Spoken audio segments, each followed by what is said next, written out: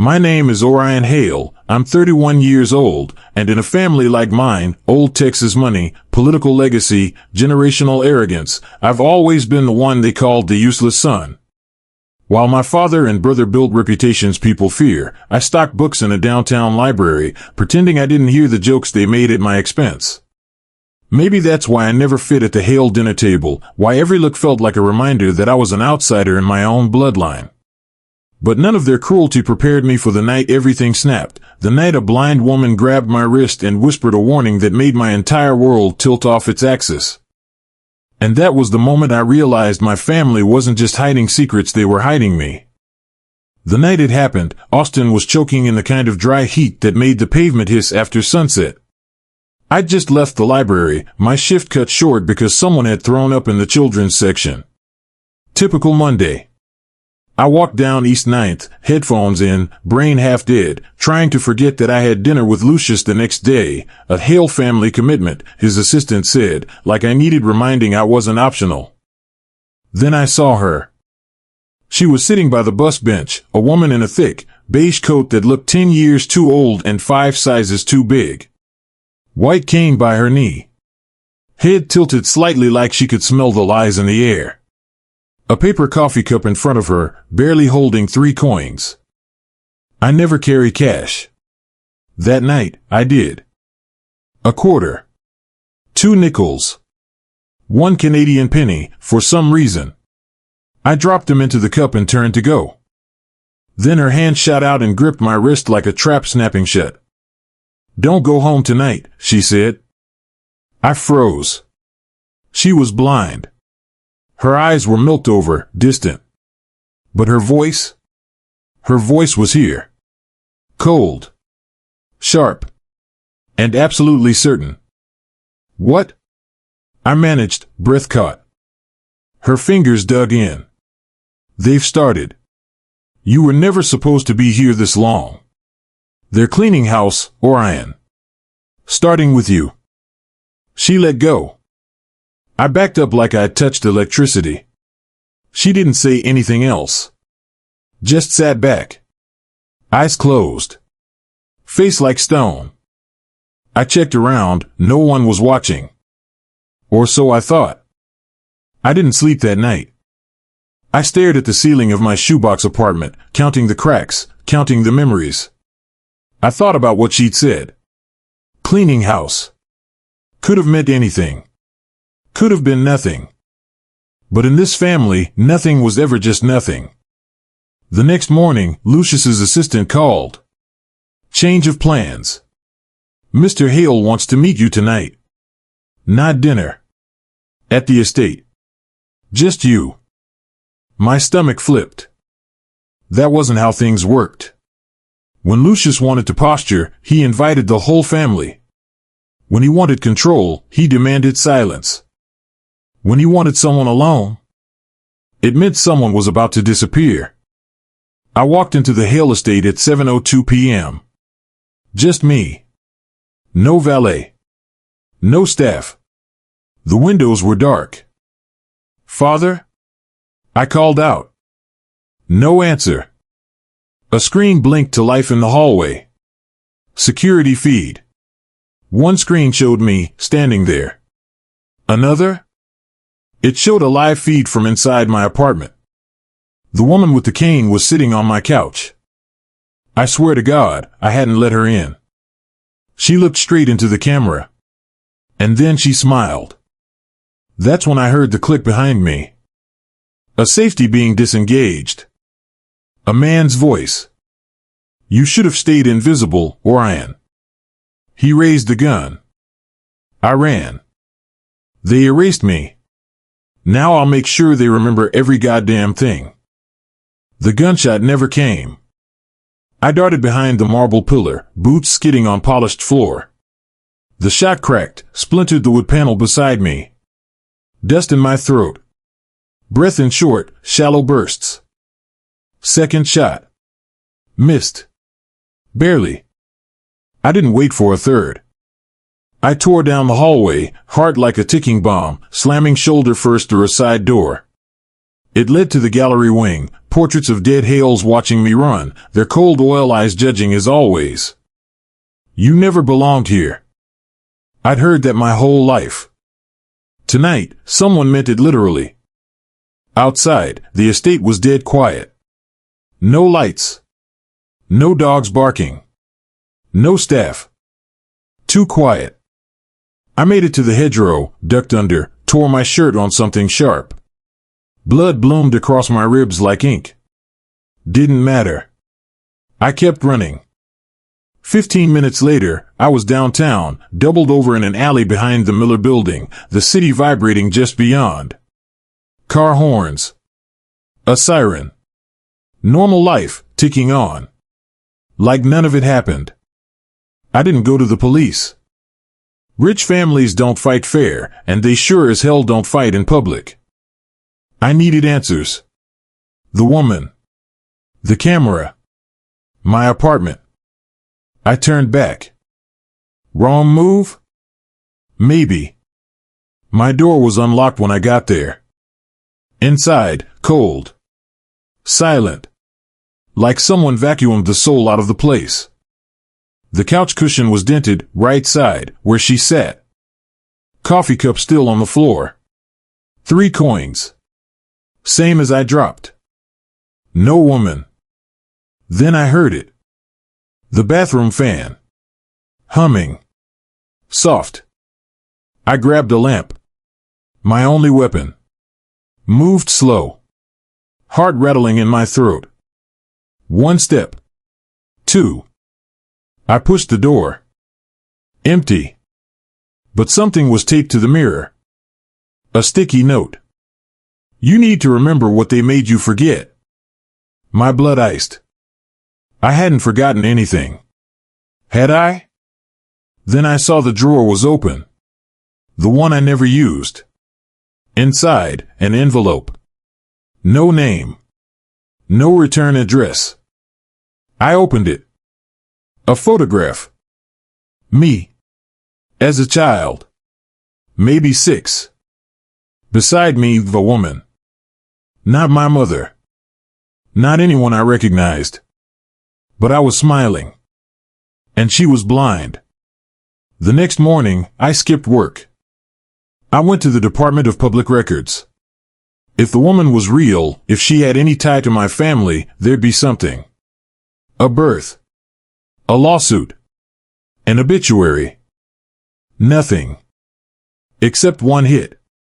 30 years ago. A police report.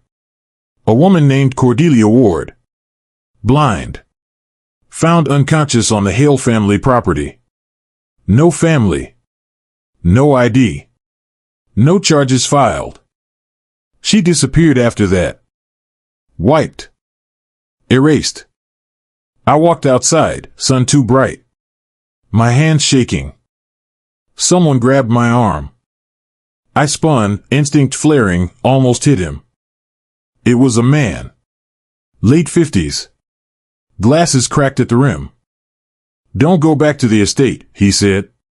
They're watching you now. Who the hell are you? He didn't answer.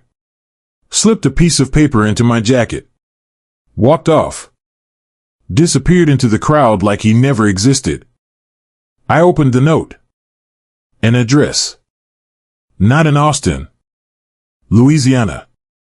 Bayou Country. Underlined. Cordelia was never crazy.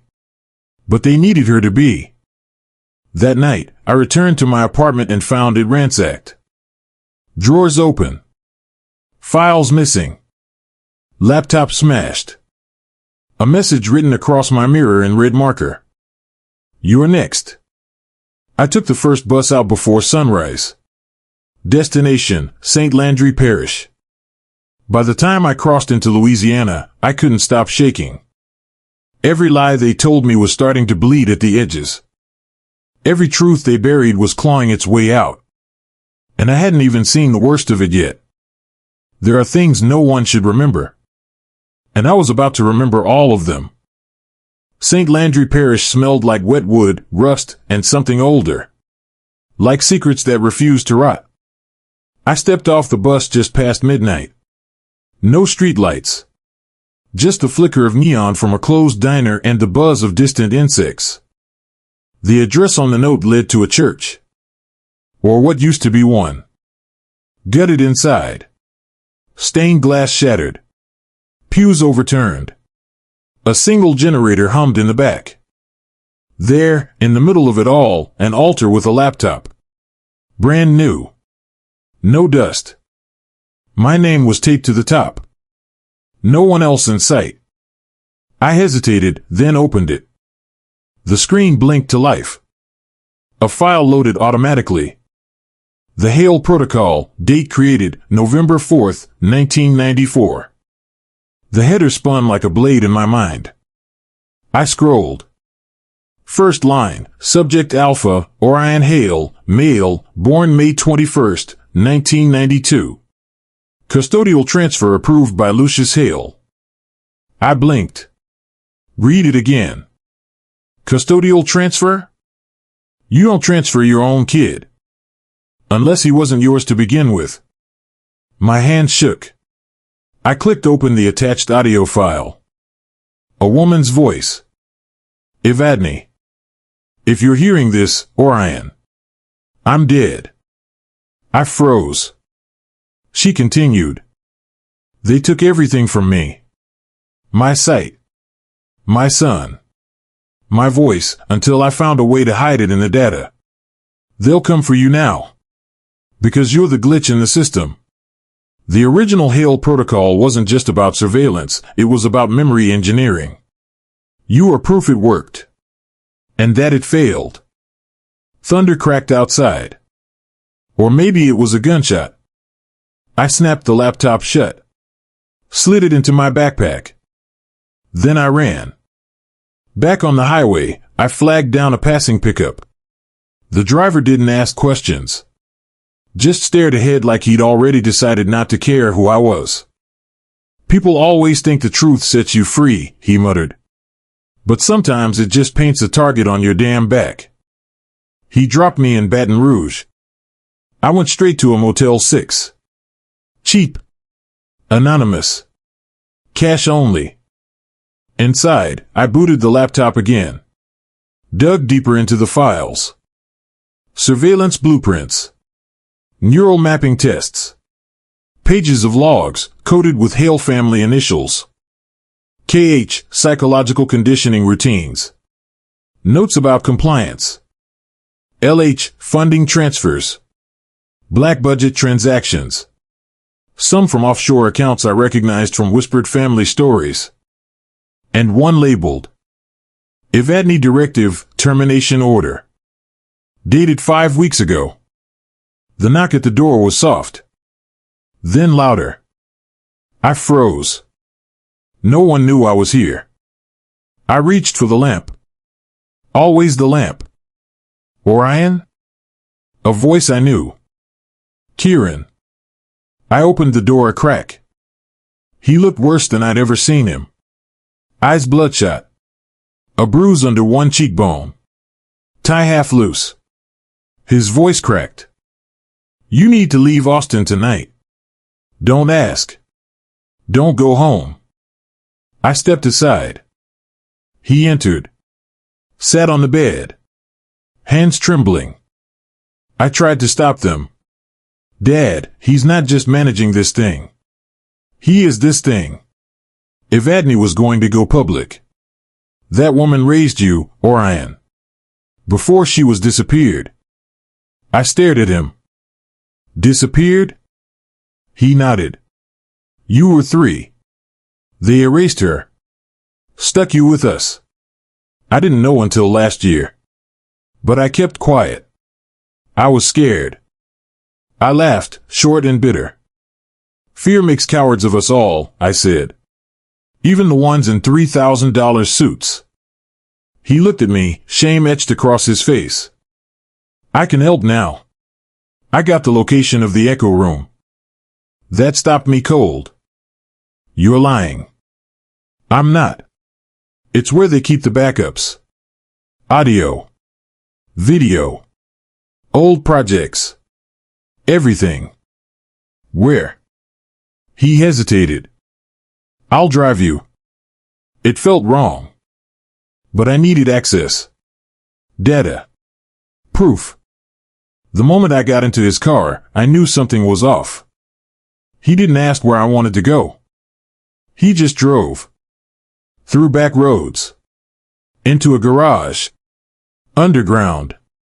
No signs. No lights. Just darkness. Then he stopped. Out, he said. I turned to him. What is this? Kieran's hand slid beneath his coat. Pulled out a gun. I'm sorry. You talked to her. You gave her money. You broke the hail line. I'm sorry, little brother. You were never meant to live long enough to ask questions. My mouth went dry. My eyes locked on the gun. And then I smiled. Through the sweat. Through the blood on my lip. Then I guess you don't know what's on the second USB, do you? Kieran blinked. Just for a second. That was enough. I lunged sideways, hit the emergency brake. His body jolted forward, gun clattered against the dashboard. I grabbed it first. He froze. Hands up. Breath shallow. You lied, I said, voice low, shaking with something that wasn't quite fear anymore. You wanted to finish what Dad started. You don't understand, he hissed. This isn't about you. It's always been about me, I snapped. Gun to his chest. And still, part of me hesitated. You were just a kid, he said. You think they let you survive out of love? I didn't pull the trigger. I pulled the keys. I left him locked in the garage with a warning shot through the wall. He'd call Dad. The hunt would escalate. But now I had a name. The Echo Room. It took 2 hours and a burner laptop at a Greyhound station to crack the coordinates buried in Evadne's files. Rural Louisiana. Swampside. Government property, unmarked on public databases. I rented a truck. No credit cards. No ID. Drove through a thunderstorm that seemed timed to my heartbeat. By dusk, I found it. A rusted security gate. Overgrown path. Sensors blinking red on a pole disguised as a tree. The Echo Room looked like an abandoned power station. Concrete walls. Steel door with a thumbprint scanner. Except the scanner had dried blood on it. I pressed my thumb to it anyway. The light turned green. Inside, it was colder than expected. Smelled like copper and formaldehyde. Low hum. Like servers working overtime beneath the floor. Every hallway mirrored the next. Clinical. Gray. A place where people weren't expected to scream. Until I reached a vault door. Open. Inside, rows of filing cabinets. Digital backups. Photographs on corkboards. Maps. Diagrams. Red yarn stretching across faces like some grotesque spiderweb of power. I found one labeled Project Regret. Inside, tapes. My name on half of them. The other half? Cordelia Ward. I played one. A conversation. Lucius, she remembers too much. Unknown, we can't erase everything. Not without damaging the baseline. Lucius, then isolate the child. Rebrand him. The rest can burn. Another tape. Cordelia, you're stronger than they told you, Orion. Because they couldn't control you.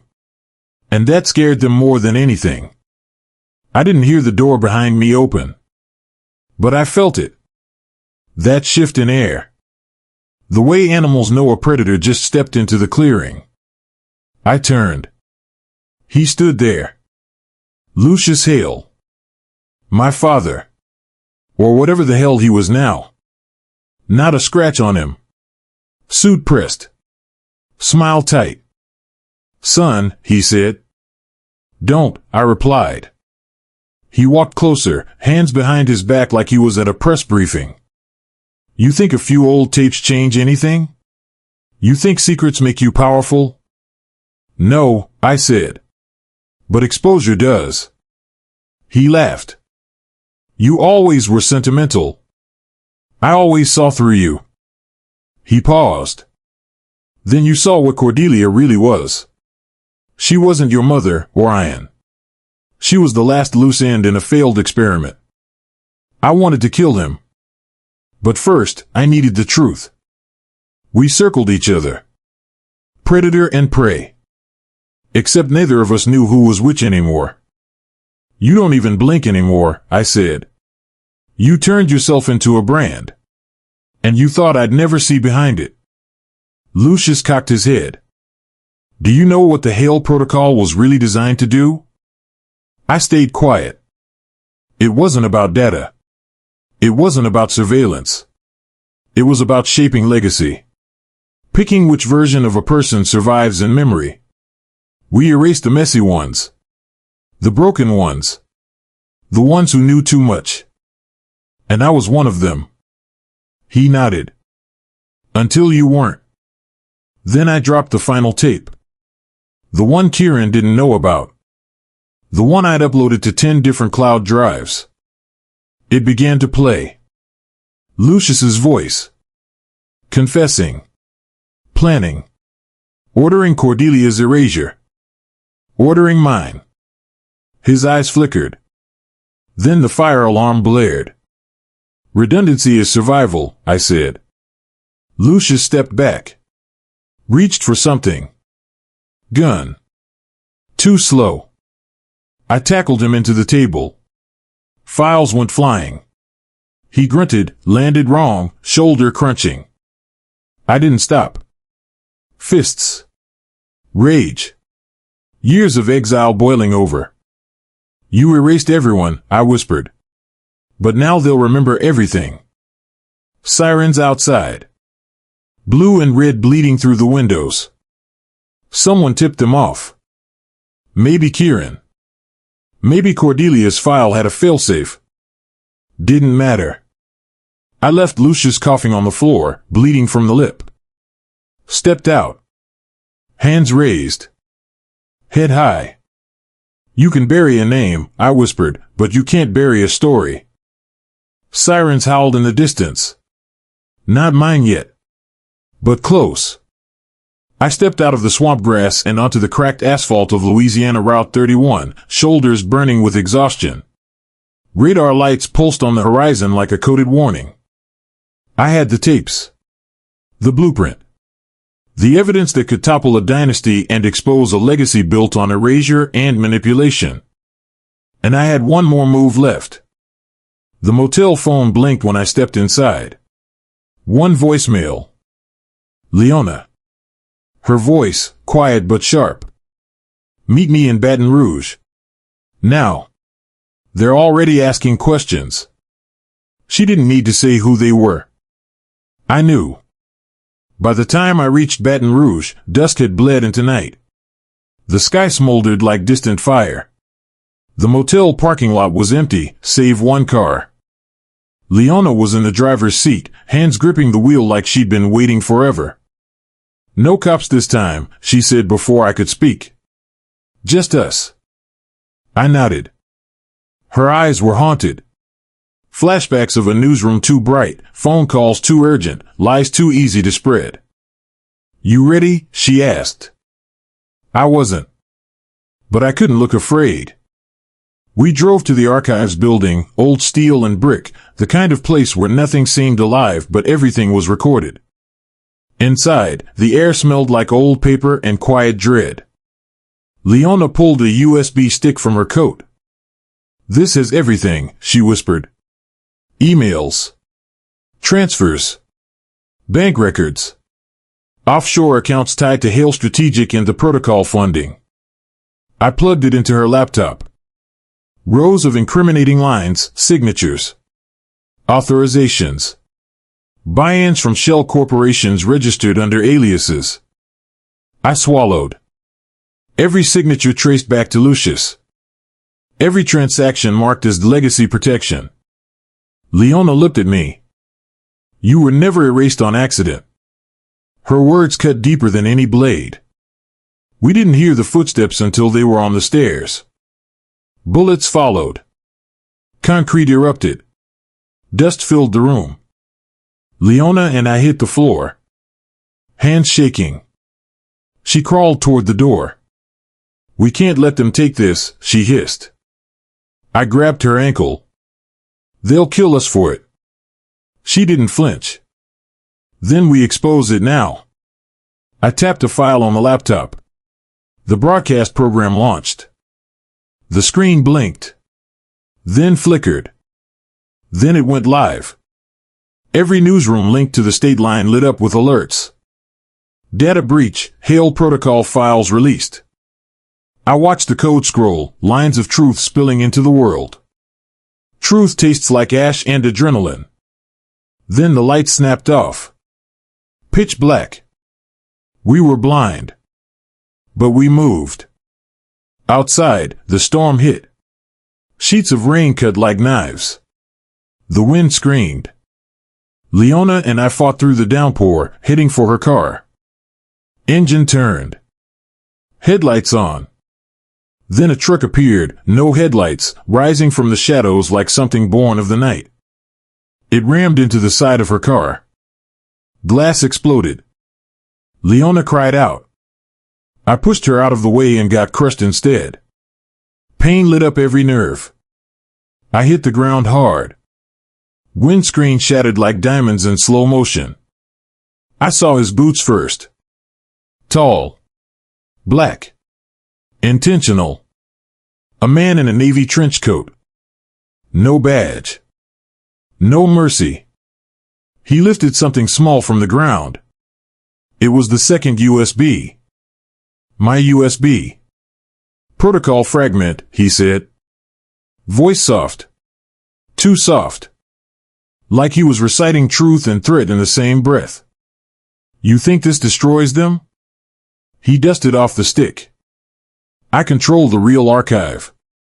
My blood ran cold. No. No. No. I whispered it over and over. You erased everyone, I heard a voice in my mind. But you can't erase this. His foot stepped on the USB. Crushed it. Liquid metal oozed. Impossible to recover. Then Leona screamed. Not at me. At him. She lunged. He caught her wrist and twisted. Bone cracked. Her scream cut. I didn't think. I moved. Faster than pain. Faster than logic. I tackled him. We fell into the mud. Rain pounding like war drums. He cursed. I punched. And then another man appeared. A shadow. Tall. Familiar gait. Lucius Hale. His coat wet and ice colder than the storm. Stop, he commanded. The attackers froze. Me in his mud. Leona on the ground. Blood and rain mixing with the cursed history of the night. He walked toward me. And said, You think destroying data wins? I spat blood. You expose it. In every public server. Everywhere. He smiled, slow. Malicious. We already did. Then the monitors on the nearby newsstands flickered to life. Every major channel. Every headline. Playing a loop of dark archival footage. Lucius's voice, my father's, switched from formal press statements to unfiltered behind-the-scenes broadcasts. Confessions. Orders. Strategies. Plan outlines directly implicating officials nationwide. Not just Hale Strategic. Not just the protocol. Every sector they infiltrated. Lucius froze. For a moment, a real moment. His empire unraveling in public. The world watching. Broadcast loud. Live. He looked at me. Really looked. The storm eased. The wind died. And then he whispered, "You're stronger than I gave you credit for." I reached down, pulled a wire from the crushed USB casing, connected it to her laptop. Data still transmitted. Slow. Damaged.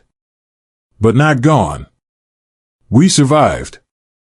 And broadcast continued. Across states. Across networks. Across every news ticker on every screen. And somewhere in the distance, a helicopter blade sliced the sky. Lights descending. For the first time, I felt it. Justice wasn't just a word. Not here. Not anymore. I stood over the wreckage. Rain washing the mud. Leona bleeding but breathing. And the world awake. I whispered into the wind. "You think you broke me. But you only taught me how to broadcast the truth." Purple dawn cracked the horizon. And Lucius Hale wasn't the only one losing everything. I stood on the courthouse steps as the dawn split the sky. Blue light. Pink bruises. A world reborn. The crowd was silent. Phones raised. Cameras blinking like fireflies. They were ready. Not just for answers. For truth. Inside the packed courtroom, the judge wore a face forged from decades of seeing secrets crumble. The Hale name was everywhere, the archived broadcasts, the leaked tapes, the confessions asked for by every newsroom in the nation. The prosecution's first witness stepped forward. Leona. She moved slow, but steady, arm in a sling, eyes filled with the kind of focus that rewrites destinies. "You never know how strong someone is," she said, voice calm but resolute. "Until the world tries to erase them." The room leaned in. I felt it. The weight of everything I'd learned, the betrayals, the lies, the erasures. The defense called for a recess. Lucius Hale. Hands cuffed. Suit still crisp. He looked at me once. Really looked. Something in his eyes flickered, not regret. Not fear. But the ghost of a lesson learned too late. I watched him led away. Crowd roaring. Flashbulbs cracking. I stepped outside, wind cold, bitter. Leona found me in the hallway. "You did it," she said. "No," I replied. "We did it." And for the first time, her smile didn't feel like a memory. Outside, the media circled like vultures. But one voice cut through the chaos. Cordelia Ward. Alive. In a wheelchair. Eyes bright as truth. She breathed hard, nervous, frail, but unbroken. "They think they can bury stories," she said. "But you can't bury what was lived." Her voice echoed around me like thunder in an empty church. I realized then, the fight wasn't just for me. Or for her. It was for every person forgotten by those in power. For the ones who never had a voice. For the ones erased by fear. The judge returned. Gavel ready. He spoke slow. Clear. Due to overwhelming evidence and public record, and in the interest of justice served on a national scale, this court finds the defendants liable on charges of conspiracy, manipulation of public trust, and systemic erasure of identity and civil rights. Gasps. Cameras flashing. I felt my chest tighten. Like truth had become a living thing. And it was breathing again. Outside later, Cordelia stood beside me, crutches resting on the ground. "I was a footnote," she said. "But now I'm the headline." I didn't laugh. But I understood. They arrested the key players. Hale's empire toppled.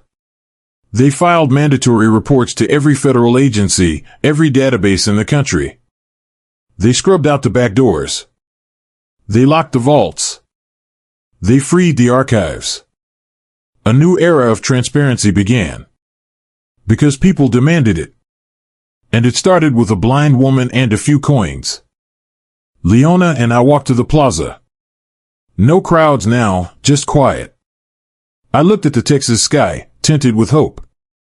You know, I said, I used to think history is written by the powerful. She tilted her head. What changed? I answered without hesitation. History is written by the truth we refuse to bury. Her smile was warm. Later, I visited the renovated library where I once worked. Kids running. Laughter echoing like music. I stood at the entrance. A familiar voice whispered behind me. You changed the narrative. Cordelia stood there, steady. I guessed you would, she said. And she was right. I stepped inside. The smell of books filled the air like promise. There was work to be done. Stories to be told. And truth still waiting in the shadows. That night, I walked to the bus stop near the old bench where I once dropped change. No fear. No dread. Just air, fresh and wide. A breeze brushed my face. I whispered to it. You think you broke me. But you only taught me how to broadcast the truth. The world had changed. And so had I. The sky overhead stretched into midnight. Stars trembling in witness. Because some stories don't end. They echo. And mine was just beginning.